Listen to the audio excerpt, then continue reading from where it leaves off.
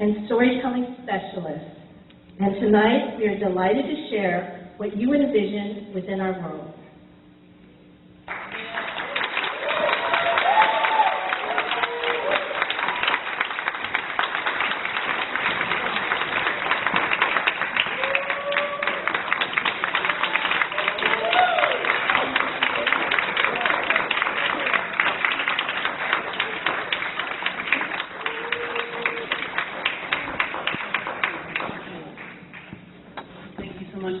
I'm really glad you offered to hold that, because one time I received a glass award and I dropped it. I didn't break it, though. So now, this evening, I'm outed as a rapper. And because of this glass podium, you now see the Hello Kitty on the back of my back. I'm completely outed. So here we go. It is deeply rewarding to get this award from my peers, my colleagues, and my extended community. And I want to note that Richard has introduced someone who is my guest tonight, and I want to just sort of make sure you know who's in the room. If she could come up to the stage. She has been an incredibly powerful force for inclusion in our community. She is the founding CEO of this very museum that we are in. Her husband, Senator Daniel Inouye, was a man who fought with the 442nd during World War II and who rose to be third in line for the highest office in America. So I think we need to give it up for Eileen.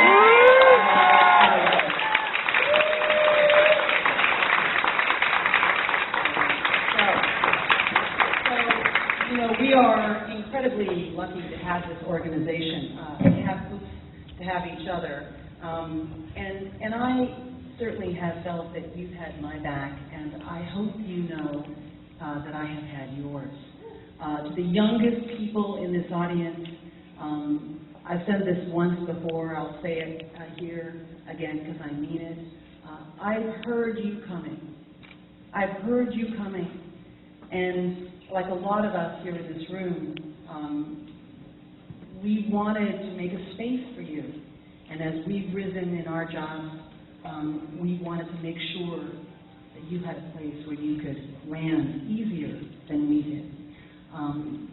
Before we had an organized Asian American journalist community, like a lot of people you'll meet in this conference, I ask myself, sometimes, does my heritage, does my difference hurt my chances to rise, to have success?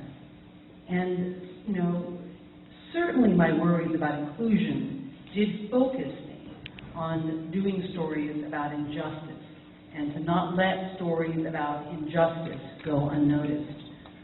But it was difficult for me to find my voice as an Asian American then, because there were so few role models around and so few mentors. What I don't understand is why is it that throughout this country, maybe less so here in Los Angeles, but throughout this country, it is still so difficult now.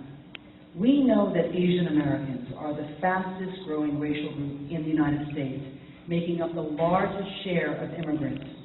We know that between 2000 and 2010, the Asian population grew by 46%. We are 18 million people now in America. We are projected to be more than 40 million by 2050.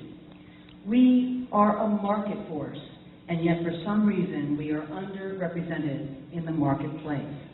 We are an indelible part of American history, which you can see if you walk through this museum.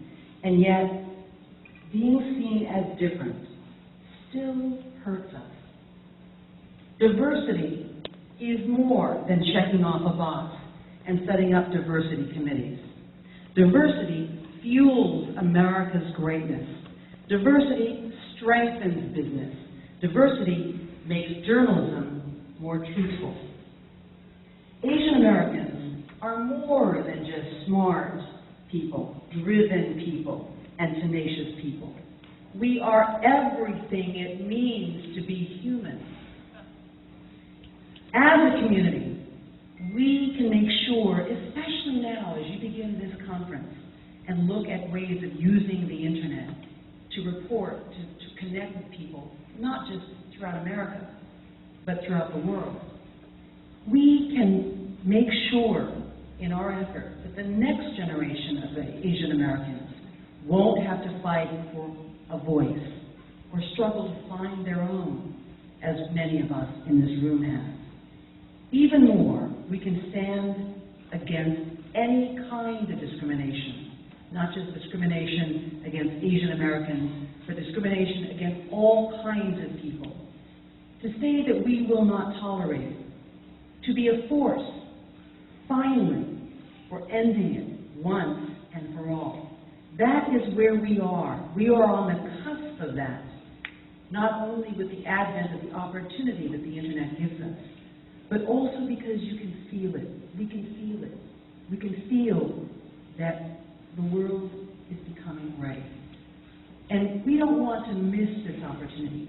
And the internet, we should seize to make this come true, this possibility, that we will not see the other, but we will know that the other is ourselves. Being humble does not mean being silent. I ask all of you here tonight to take a pledge to yourselves, to each other, with me, to do better, to find the courage to take a stand against discrimination when you witness it, discrimination of any kind. As journalists, to work, to illuminate, and to make sure that this world has a chance, with information which is power, to be better, to mentor, to be kind to those who struggle to find a voice, to encourage people to find their own. I suspect, in fact, all my years working as a journalist, watching human compassion rise and humankind moving towards empathy, makes me know we will succeed. Thank you for the honor of this award. Thank you so much.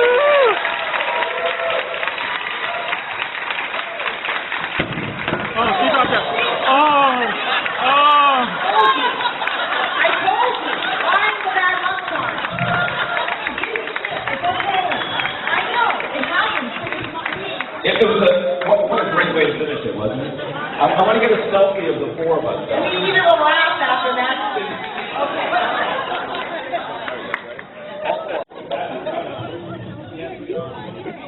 They're doing a selfie. Okay, got it. So I have to ask you though. Last time Ed, you and I spoke, They're doing a selfie. you were off to the Middle East, and we are so honored to have you here today. And I'm just sort of curious, where are you off to next? Where did you just come from? Well, I just came from Pakistan, which, actually that was several weeks ago, but I came back, that's the last trip I've had in Pakistan. And there's an amazing story there about, it's really amazing, about how polio, which we thought we had wiped out pretty much, except for a few places, is now rising and where faster than anywhere, but in Peshawar, which is in the tribal area, near the tribal areas of Pakistan, where people no longer want to take the polio vaccine because they don't trust Western medicine after the CIA took blood samples to find Osama bin Laden. So there's a real, so now it's rising.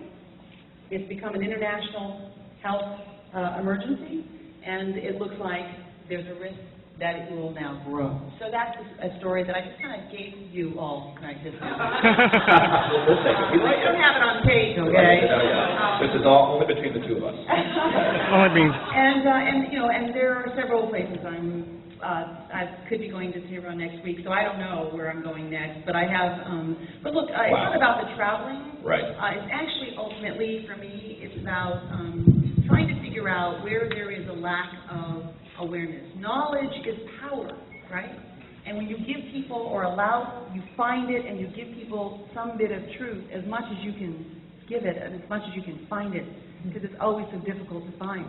You know, you enable people to be empowered, and it is what is influencing the world.